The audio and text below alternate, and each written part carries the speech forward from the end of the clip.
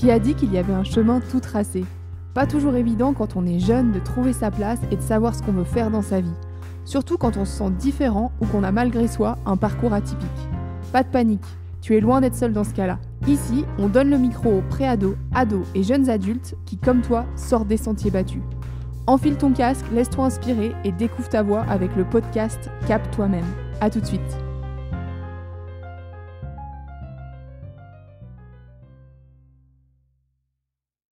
Hello Alba, bienvenue dans le podcast Cap toi-même. Salut. Donc nous on vient de se rencontrer ce matin, c'est assez rigolo et on se lance direct dans le podcast, donc bravo pour ton courage, c'est trop cool. Merci de m'inviter. Avec joie. Est-ce que déjà en quelques mots tu pourrais nous dire qui tu es, ton âge et puis ce que tu fais aujourd'hui? Bien sûr, donc moi c'est Alba, j'ai fini ma première année de L1, donc première année de licence, en LLCR espagnol. Donc c'est la littérature, la civilisation espagnole. Je veux être prof plus tard, prof d'espagnol, en collège, lycée, peut-être pourquoi pas université, mais c'est pas encore décidé. Ok, super. Donc la langue, tu avais dit aussi, tu m'as dit un peu en off que c'était pour renouer un peu avec tes racines parce que tu as aussi des origines espagnoles, c'est ça? Oui, c'est ça. J'ai mon père qui est espagnol et donc je me suis dit qu'est-ce que je pourrais faire en lien avec l'Espagne et à la fois qui combine mon métier, et donc c'est arrivé comme ça de me dire pourquoi pas prof d'espagnol, et voilà, je suis lancée dedans.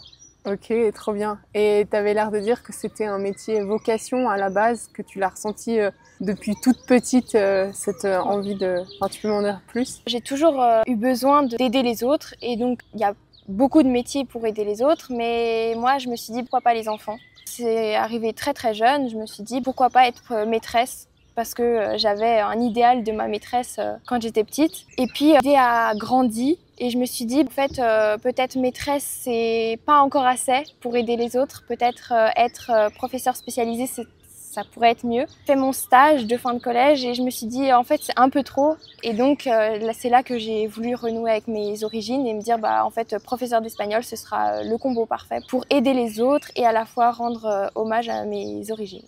Trop bien. Et tu disais professeur spécialisé, pour ceux qui ne savent pas, c'est quoi exactement? Une professeure spécialisée, c'est comme une enseignante, mais qui s'occupe des personnes qui sont en situation de handicap. Donc ça peut être des handicaps moteurs ou des handicaps plus psychologiques, mentaux. D'accord, super. Aujourd'hui, on a un peu discuté pour essayer de voir quel était le fil rouge de l'épisode, et tu m'as parlé de quelque chose qui est hyper intéressant et moi qui m'a tellement parlé parce que ça m'a fait rappeler aussi ce que j'ai vécu à l'adolescence. C'est cette histoire de comment, quand on est une personne sensible et sensible à multiniveaux, comment on peut faire pour rester authentique avec soi, avec qui on est et avec ce qu'on aime, et en même temps créer du lien avec les autres et rester en relation avec les autres qui parfois n'ont pas cette même sensibilité. Comment c'est un petit peu pour toi tout ça, cette thématique?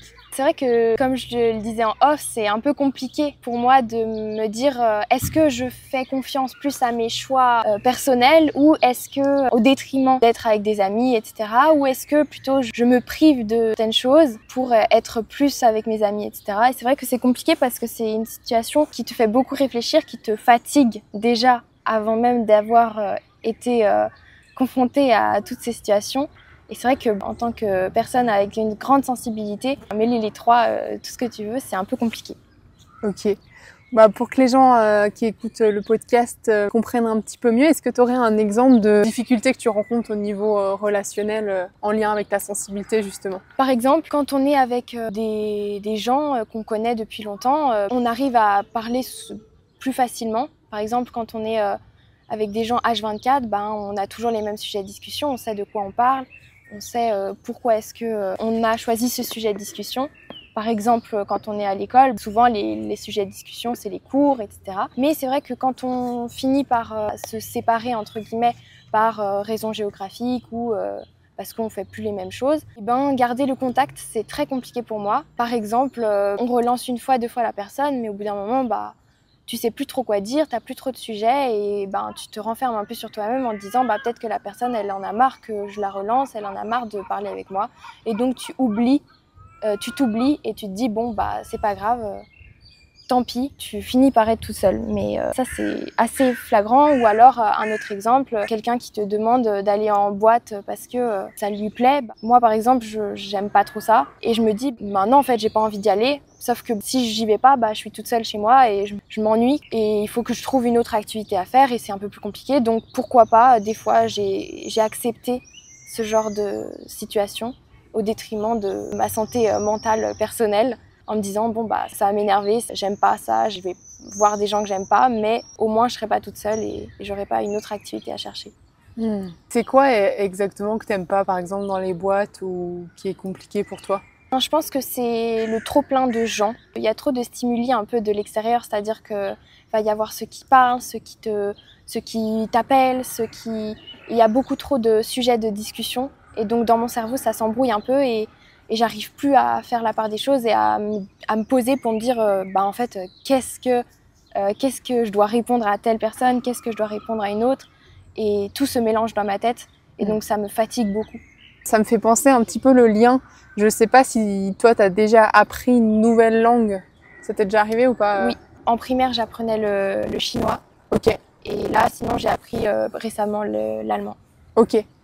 Moi, quand j'ai appris une nouvelle langue, des fois, se retrouver dans un environnement où tous les gens parlent cette nouvelle langue, mais que moi, je suis en train d'apprendre, et ça fait beaucoup de stimuli. Et je me dis, quand tu es hypersensible, en fait, finalement, et que tu vas dans un endroit où il y a beaucoup de gens, ça ressemble un petit peu à ça. Il y a tellement d'informations à prendre en compte que des fois, le cerveau, il est genre waouh, trop, ouais, c'est exactement trop intense, ça. Quoi. Ouais.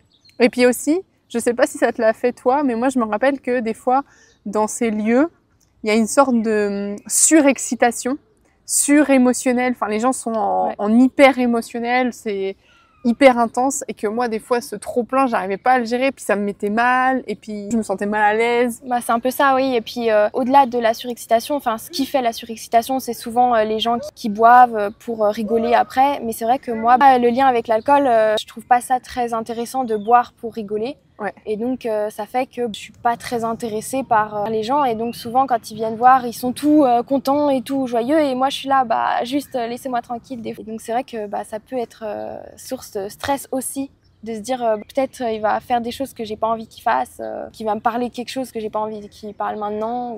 Et comment c'est pour toi, justement, il y a cette personne qui arrive avec cette intensité-là, qui a envie de peut-être te parler ou faire des choses, ou toi, et que t'as pas envie?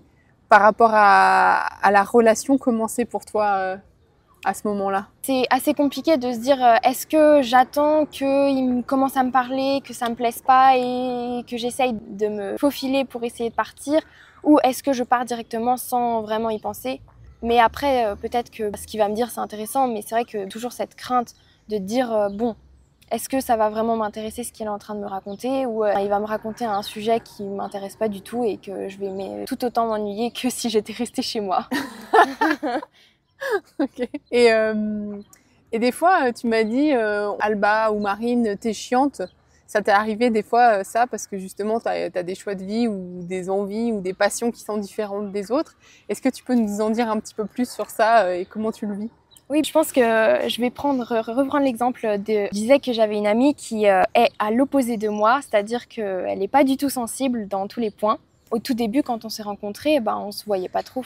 On était à l'internat ensemble toutes les deux, mais on n'avait pas vraiment de sujet de conversation pour parler. Et en fait, c'est en étant dans la même classe qu'on a dû se mettre à côté qu'on a appris à se connaître. Et un jour, elle m'a révélé que quand elle m'a connue, elle m'a dit « mais en fait, t'es vraiment premier abord. Il n'y a rien qui donne envie de venir te voir. » Alors c'est vrai que ça peut un peu frustrer et te dire « qu'est-ce que j'ai fait de mal, etc. » Mais après, elle s'est un peu rattrapée et elle m'a dit « ouais, mais en fait, quand on te connaît, t'es une personne qui est hyper gentille, qui est attentionnée, etc. » Et en fait, c'est souvent ça dans les relations, c'est que souvent, au premier abord, tu peux paraître très sérieuse, tu peux paraître très stricte, parce que tu te protèges aussi toi d'un autre côté. Et quand les personnes ne te connaissent pas, elles ont un peu peur de venir te voir et de commencer le sujet de discussion parce qu'elles ne savent pas trop quels sont tes sujets de conversation un peu phares. Et au final, quand elles apprennent à te connaître, tu te rends compte qu'au final, c'est aussi bien et qu'on peut aussi parler d'autres choses, mais c'est vrai qu'on n'a pas vraiment les mêmes sujets de discussion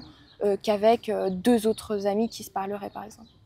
Oui, donc en fait, ce côté un petit peu strict ou pas très avenant, c'est simplement que bah, déjà, il y a une sorte de protection que tu peux mettre parce que justement, avec cette sensibilité, on essaye un petit peu de se protéger de l'extérieur. Parfois, on peut avoir cette tendance.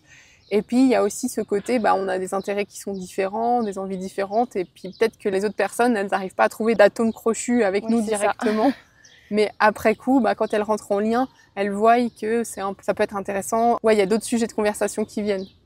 Bah oui, et puis même, j'ai aussi une autre amie qui me disait oui, mais en fait, quand on te connaît, on apprend à se connaître nous-mêmes aussi parce que tu as aussi cette sensibilité qui fait que tu peux poser les bonnes questions au bon moment. Et même si au début, bah, ça peut un peu frustrer la personne de se dire mais comment elle a fait pour réussir à trouver la question qui m'allait, me disait que c'est aussi assez précieux d'avoir une amie comme ça. Et d'ailleurs, c'est pas pour rien qu'elle m'appelle un peu sa deuxième maman parce qu'elle sait que quel que soit le sujet de conversation qu'elle pourra avoir, pourrait toujours être là pour elle et potentiellement l'aider.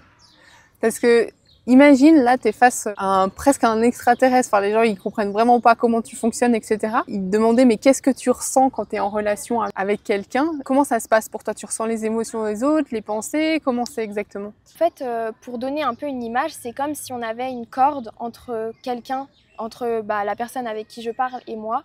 Et c'est comme si il y avait, comme dans une tyrolienne, la personne va du haut de l'arbre en bas. Et ben moi, c'est un peu pareil, c'est-à-dire que les informations, elles vont passer, les émotions, elles vont passer. Et ça va remonter à mon cœur et à mon cerveau pour me faire un peu des signaux d'alerte, de me dire ça c'est l'émotion qu'elle ressent. Comment est-ce que je peux l'aider? Comment est-ce que je peux lui donner des conseils, etc. Et c'est aussi le fait que j'ai besoin d'aider les gens. Ça revient tout seul comme ça et j'y arrive et c'est naturel pour moi. Donc tu as des infos qui te viennent à ton cœur, à ton cerveau, à la fois les deux en même temps. Donc j'imagine au niveau des émotions, au niveau des informations que tu peux peut-être entendre ou ressentir à l'intérieur de toi. Exactement. Et en même temps, il y a cet élan que tu as très fort pour aider les autres qui fait que naturellement, tu vas rentrer en lien, tu vas ressentir et partager ton vécu aux autres, qui fait que ça peut être étonnant, j'imagine, parfois. Ça peut faire peur parce que souvent, on ne dirait pas qu'on ressemble à telle ou telle personne ou qu'on ressent telle ou telle émotion. Quand quelqu'un d'autre le ressent à ta place, tu peux tout de suite comprendre ce que toi aussi tu vis. Et des fois, on n'arrive pas forcément à le dire, mais le fait que quelqu'un d'autre te le dise, tu te rends compte qu'en fait, c'est exactement ça dont tu avais besoin d'entendre à ce moment-là et que c'est comme ça que tu vas pouvoir aider. Donc, c'est pas forcément de l'aide en discussion, mais plutôt de l'aide intérieure pour la personne. De se dire que la personne, que celle qui a écouté la conversation réussit à comprendre tes émotions. Hier, justement, j'avais une formation qui disait les besoins de l'être humain, c'est être écouté, entendu, compris et reconnu. Et je me dis, juste en étant toi et en écoutant et en recevant l'information et en vraiment la captant, en fait, tu leur permets de répondre à ces besoins-là. Exactement.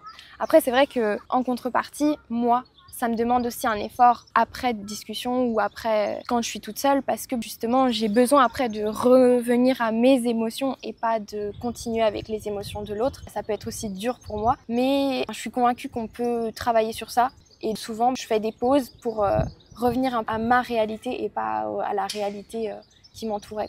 Comment tu fais ça? Parce que c'est intense. Enfin, comme tu dis, la réalité, c'est comme s'il y avait des choses qui se mixaient vraiment entre toi et l'autre. Comment tu fais pour après reprendre cet espace et ce lien à toi? Soit, il y a deux possibilités. Une un peu sur le court terme, je dirais, et une autre sur le long terme. La première, sur le court terme, c'est d'essayer de faire une autre activité ou de parler d'autre chose avec cette personne et de dévier un peu le sujet pour essayer que mon cerveau et mon cœur s'apaisent. Parce que des fois, c'est très très puissant et les sujets de conversation ne sont pas forcément évidents. La première, c'est de changer d'activité, de se poser. Et la deuxième, qui est plus à long terme, c'est vraiment de prendre une pause sociale, on va dire, une pause des autres, d'être chez moi toute seule, à essayer de me reposer. Par exemple, une sieste, ça peut aider à me faire décanter. Une autre question, est-ce que tu arrives à savoir quelle est l'émotion des autres, les tiennes? Comment tu fais pour faire la différence? Comme je disais, tout vient à moi. Après, il faut faire un tri. Et souvent, le tri, il n'est pas facile à faire parce que tu ne sais pas vraiment si c'est ton émotion qui est en fait ressentie par l'autre ou si c'est l'autre qui t'a donné cette émotion. Souvent, j'essaye comme si je faisais un bond un peu dans mon intérieur, à me dire, bon, ok, ça, c'est ce qu'il m'a dit ou ça, c'est ce que moi, j'ai ressenti de lui. Ou alors, est-ce que c'est moi qui ressentais ça? Et avec la discussion, ça s'est exacerbé dans mon intérieur. Mais le fait de dissocier, c'est plus une question de faire un recul sur soi-même et d'essayer de trouver c'est toi ou si c'est l'autre qui t'a fait ressentir cette émotion que tu ressens. Comment tu peux savoir à ce moment-là que, ok, là j'ai trouvé à avoir trié, comment tu peux savoir c'est à la juste place? On le ressent, c'est-à-dire que par exemple une émotion style la peur, je vais avoir un peu le corps lourd et pas arriver à trouver mes mots. Et souvent quand j'arrive pas à trouver mes mots, c'est que c'est mon émotion qui est en train de prendre le dessus. Alors que quand c'est quelqu'un qui m'a donné une émotion, j'arrive tout de suite à l'aider. Mais quand c'est quelque chose qui est par rapport à mon émotion, c'est tout de suite difficile de m'aider moi-même. Il me faut plus de temps pour réfléchir à ce que je dois me dire et à ce que mon corps doit recevoir. C'est une sorte de cartographie intérieure de tes ressentis, de ce qui n'est pas à toi, et puis petit à petit, tu arrives à cartographier vraiment. Bah oui, c'est ça, exactement. Trop bien. Et c'est pour ça que des fois, on a tendance à dire oui, de l'extérieur, on peut paraître plus chiant, pour reprendre les termes. En fait, souvent, les personnes sensibles, elles ont une richesse intérieure qui est phénoménale et un monde intérieur incroyable. Et c'est après que les gens s'en rendent compte parce que ça se voit après en rentrant en lien avec ces personnes et tout ça. Bah oui, c'est sûr qu'au début, déjà, ton physique fait que tu es très sérieuse au niveau des traits du visage. Ils n'ont pas de sujet de conversation pour toi, parce qu'ils ne te connaissent pas et c'est dur de rentrer en conversation avec quelqu'un qui est sensible. On se protège, enfin moi en tout cas par exemple, je me protège beaucoup. Mais oui, c'est sûr que tu peux paraître chiant et en fait c'est qu'après qu'ils arrivent à faire la part des choses et à se dire est-ce que c'était pas un moyen pour eux aussi de se protéger. Et souvent mes amis me le disent qu'au début ils me voient très sérieuse etc. Mais quand je suis avec eux, ils aiment bien être avec moi parce que justement ils arrivent à avoir d'autres sujets de conversation auxquels ils n'auraient pas pensé. Trop bien, ça les invite à une certaine profondeur au final. Ça. Ce serait quoi ton modèle d'amitié, de relation idéale, toi, en tant que personne sensible? J'arrive mieux à m'identifier aux personnes qui ont une intelligence émotionnelle, même si c'est pas forcément de la sensibilité, mais ceux qui arrivent à comprendre les émotions. Parce que c'est vrai que quand on n'arrive pas à comprendre les émotions des autres, c'est un peu plus compliqué pour moi de rentrer dans la discussion justement. Sinon après, des gens qui sont assez cultivés pour justement trouver d'autres sujets sur lesquels parler. Et quelqu'un qui est plutôt détendu et qui arrive à me faire reprendre mon calme si jamais j'ai trop d'émotions qui viennent. Et je pense que c'est un peu l'idéal de l'amitié. Qu'est-ce que tu aurais envie de dire à une personne qui a justement cette sensibilité puis qui galère un peu dans les relations, maintenant que toi tu as fait un peu ton chemin, tout ça, qui en est aux prémices, tu sais, j'imagine, je sais pas, des jeunes 13, 14 ans, puis qui des fois se sentent vraiment différents des autres, qui n'arrivent pas à trouver leur place. Qu'est-ce que tu aurais envie de leur dire par rapport à ça? Je pense que déjà, il y a une chose qu'il faut savoir, c'est que ça prend du temps et qu'il ne faut pas lâcher. Parce que même si on va penser que qu'on va avoir une amitié avec telle ou telle personne et qu'au final ça ne se fait pas, bah en fait c'est pas un échec, c'est juste, il faut juste savoir rebondir. C'est le temps qui nous apprend à rebondir. Et moi ça m'a pris beaucoup de temps de trouver des amis qui me correspondent. Mais je pense aussi qu'une autre astuce, c'est de faire beaucoup d'activités, d'arriver à trouver des activités qui nous plaisent. Et je pense que les amitiés, elles surgissent aussi grâce à ça. Tu vas trouver une activité qui te plaît, donc tu vas avoir un sujet de conversation et tu vas apprendre à connaître l'autre. Et ça peut faire des amitiés. Le temps et le fait de trouver des activités qui te plaisent pour rester authentique et aussi pour nouer des liens avec quelque chose qui te plaît vraiment. Je pense que en fonction de notre âge, il y a une sorte d'intensité quand on est jeune où on se dit punaise, mais j'ai toujours pas trouvé d'amis ou j'ai toujours pas réussi à... Parce que souvent on attend un peu une relation d'amitié comme on l'espère et puis on se dit mais mince, ça arrive pas, c'est moi le problème, etc. Alors que comme tu dis, en fait avec le temps, ça arrive. Enfin, il y en a plein des gens comme nous, qui nous ressemblent, qui ont les mêmes centres d'intérêt, il faut juste le temps de les trouver. C'est ça. Et donc se rappeler que tranquille, il y a le temps et ça va arriver. Et puis la deuxième chose, peut-être des fois quand on est sensible, on a tendance à se recroqueviller, se renfermer sur soi ou peut-être favoriser les espaces intérieurs. Et c'est chouette, on en a besoin, comme tu disais, pour prendre des pauses, voilà. Mais aussi pas oublier que c'est en allant à la rencontre d'eux, en suivant nos centres d'intérêt, qu'on va trouver des gens qui ont les mêmes centres d'intérêt et puis rester authentique et en même temps créer du lien, parce qu'on en a besoin. Comme tu disais, toi t'adores, quoi. Bah oui, c'est sûr que ça fait plaisir d'être toujours entouré, etc. Mais pas forcément toujours possible. Ouais. Il faut juste accepter la situation et se dire qu'un jour ou un autre, on trouvera bien quelqu'un qui nous correspondra. Si les autres l'ont fait, pourquoi pas toi, quoi. Et puis pas avoir peur aussi de... Souvent on a des intérêts avec des personnes peut-être qui sont plus âgées que nous et tout, puis d'être ok avec ça en fait. Quand j'étais petite, j'étais tout le temps avec ceux de 18, 19, 20 ans, mais c'est pas grave en fait, tant que tu arrives à t'identifier avec une personne, bah ça c'est le plus important, l'âge. Quand on est petit, on a l'impression que waouh, il a 5 ans de plus que moi, c'est pas possible. Mais en fait, ça définit pas une personne 50 plus ou 10 ans de plus. C'est juste toi et ton centre d'intérêt qui est le plus important.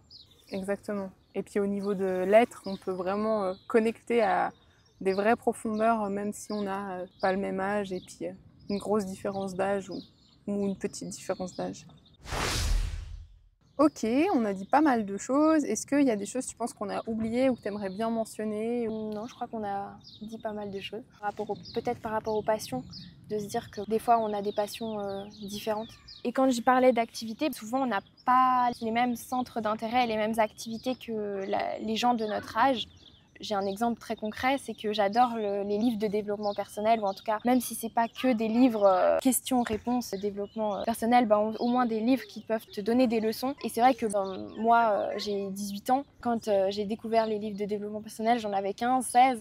Et les gens, ils se disaient, pourquoi est-ce qu'elle lit des trucs un peu bizarres, qui lui apprennent des choses, ils comprenaient pas trop. Et en fait, c'est quand tu découvres des gens qui lisent des développements personnels qui ont à peu près ton âge que tu te dis, en fait, j'étais pas si bête que ça à le faire. Ça peut servir aussi les personnes que j'avais rencontrées à 15-16 ans. C'était pas forcément leur centre d'intérêt. Quand j'ai trouvé ceux qui avaient le même, c'était plus bénéfique.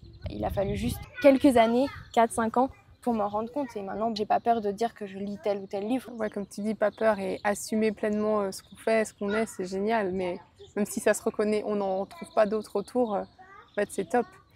Et souvent d'ailleurs, la sensibilité, on parle souvent de sensibilité émotionnelle, mais la sensibilité, elle a plein de niveaux, et aussi au niveau mental. Et comme tu le disais, cette capacité, cette envie à absorber les choses, aussi les informations et tout ça, je suis insatiable, j'ai toujours envie d'apprendre plein de trucs. Et des fois, dans notre société, apprendre des choses, c'est associé à quelque chose de pénible, de chiant, de relou, peut-être en lien avec l'école, ouais. Alors que nous, ça nous passionne. Je pense que c'est important de se suivre soi. Et c'est vrai que pour moi, ça a été assez compliqué et ça l'est toujours, on va pas se mentir. Il y a des fois où je me dis, mais pourquoi est-ce que je suis si différente ? Encore une histoire de temps, tout vient. On finit par comprendre pourquoi est-ce qu'on est comme ça. Et ça vient tout seul en fait. Il n'y a pas besoin d'être pareil que tout le monde. Et dans notre société, même si tout va vite, on veut être tous comme tout le monde, sans différence, on ne peut pas faire un monde. Moi, je dirais que c'est mieux même d'être différent. Comme ça, on peut apprendre plein de choses de tout le monde. Ça donne encore plus de connaissances sur tout le monde. C'est quoi, en quelques mots, les choses difficiles à propos de ta différence et les choses trop cool à propos de ta différence? Je dirais que les choses difficiles, on va commencer par le négatif. Le fait de justement avoir des moments où on se retrouve un peu en mode dépression, en mode pourquoi est-ce que je suis comme ça et remise en question. Et aussi le fait que ce soit difficile encore aujourd'hui d'arriver à comprendre qu'on n'est pas pareil. Et les choses cool, c'est que tu en apprends toujours. Tout peut te servir, tout ce que tu fais peut te servir. Quand tu découvres les bonnes personnes, tu t'épanouis encore plus, donc c'est encore plus bénéfique. Tu peux aider les autres, donc si tu aimes aider, pour les métiers en tout cas qui ont besoin de personnes dans l'aide à la personne, etc., ça aide aussi. Plus tu es hypersensible, plus tu es empathique et plus tu comprends les autres, quoi. Trop bien, ouais. Écoute, un grand merci pour ça. Et puis un grand merci pour ta spontanéité d'avoir accepté le podcast sans chercher spécialement les questions et tout ça. C'était vraiment allez, on y va. Oui, je me suis laissée guider et tant mieux, ça a bien marché. Trop bien. Comment ça a été pour toi? C'était super cool. Trop cool. Et merci et puis à bientôt alors Alba. À bientôt.